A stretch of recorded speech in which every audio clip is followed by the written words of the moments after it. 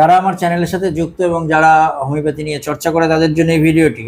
আমার সামনে যিনি বসে রয়েছেন এই পেশেন্ট, তো এনাকে আমি ভিডিওটি করতে পারমিশনটা পেয়েছি, কিন্তু পাশাপাশি যে আমি যে দেখাতে পারবো ওনার মুখ সেটাও নয়, সেটা সম্ভব হবে না।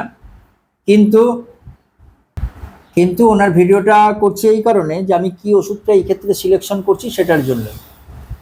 তো সেইটা জানার জন্য যে ওষুধটি সিলেকশন করব সেটি জন্যই আমার এই ভিডিওটি।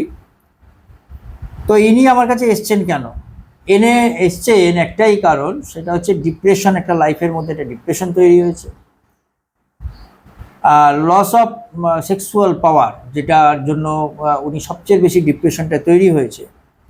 এবং এটা হবার পেছনে ওনার অনেকগুলি কারণ জানতে পারা গেল। যে কারণের উপরে আমার সবচেয়ে বেশি গুরুত্ব দিতে হলো সেটা হলো যে ওনার মধ্যে একটা গ্রিপ তৈরি হয়ে গেছে। একটা লাইফে যদি কেউ ম্যারেড হয়ে থাকে, ম্যারেড হওয়ার পরে যদি দেখা যায় যে তার জীবনটা দুর্বিষহ হয়ে উঠেছে এবং তার জন্য তাকে সংসারের সমস্ত কিছু ত্যাগ করে আজকে সে কিন্তু একা।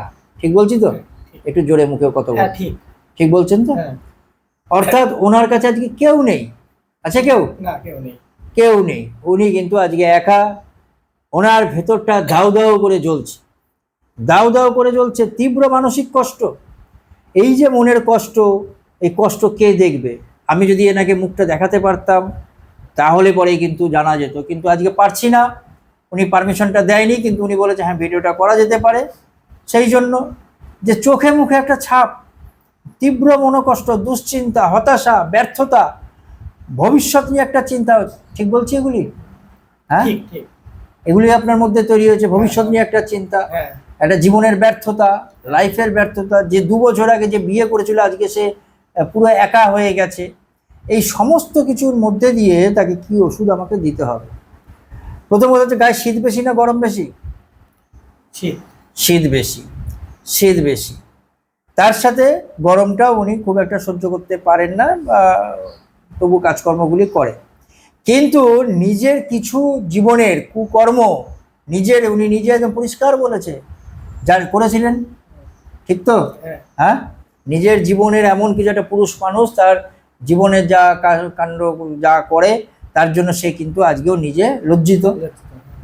এগুলি ঠিক বলছি তো না ভুল? ঠিক। ঠিক। আপনার যেগুলি আমি জানতে পারলাম সেটা হচ্ছে আপনার রাগ কিরকম? রাগ বেশি নেই, কম আছে। রাগ বেশি নেই। আপনার বাচ্চা বয়সের একটা কু অভ্যাস ছিল? হ্যাঁ, কু অভ্যাস ছিল। এছাড়া একটা ভূত শরীর দুর্বল কিরকম লাগে? মোটামুটি লাগে, দুর্বলতা লাগে। আচ্ছা, ঘুম থেকে মাঝে মধ্যে কি আপনার পাতলা পায়খানা হয়? হ্যাঁ, পাতলা পায়খানা হয়। তাহলে আমি কি দেখতে পাচ্ছি, ওনার মধ্যে যে এই যে পেশেন্ট, সে ডিপ্রেসড রয়েছে। তার একটা আর সবচেয়ে বড় কথা, ওনাকে যে কথা জিজ্ঞাসা করছি তাতে কিন্তু যে কথার উত্তরগুলি দিচ্ছে সেই কথার উত্তরগুলি কিন্তু একটু স্লো অ্যান্সার করছে, ধীরে ধীরে কথা দিচ্ছে।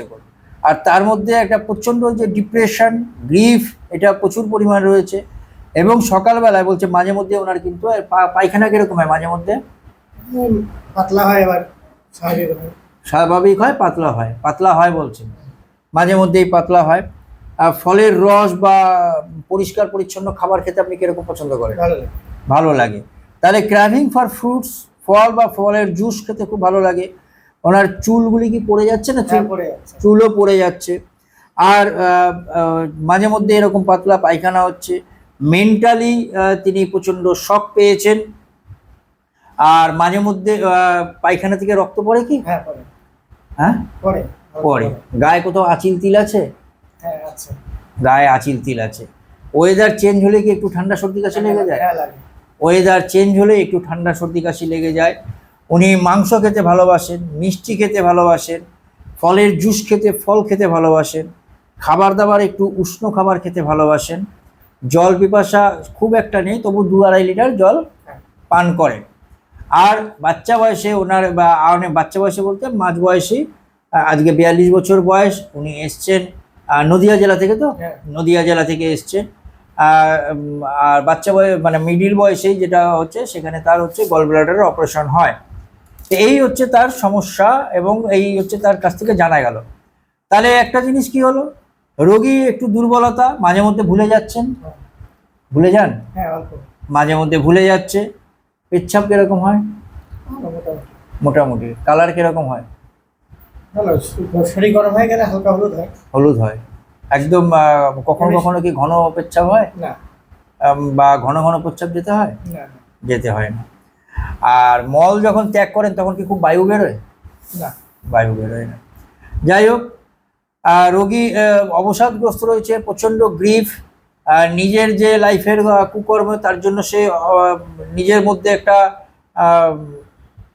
কষ্ট, এবং তার যে জীবনের একটা বড় আঘাত, যে কারণের জন্য ওনার আজকে লাইফ একাকিত্ব তৈরি হয়ে গেছে, যেগুলি আগে বলেছি। এর উপরে দাঁড়িয়ে থেকে যে ওষুধটি আমি আজকে সিলেকশন করছি সেই ওষুধটি হচ্ছে ফসফরিক অ্যাসিড।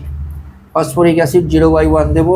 আমি আশাবাদী উনি এতেই ধীরে ধীরে সুস্থ হয়ে উঠবে। তো ধন্যবাদ আপনার এই ভয়েসটুকুনি নিয়ে, যতটুকুনি আপনি দেখাতে বলেছেন তাই নিয়ে ভিডিও করেছি। অসুবিধা আছে? না, কোনো অসুবিধা নেই। অসুবিধা নেই তো? দেখুন আপনার কথা অনুযায়ী কিন্তু ভিডিও করেছি। না ঠিক আছে, অসুবিধা নেই। এইটুকুনি দেখবে লোকে, ঠিক আছে? ধন্যবাদ।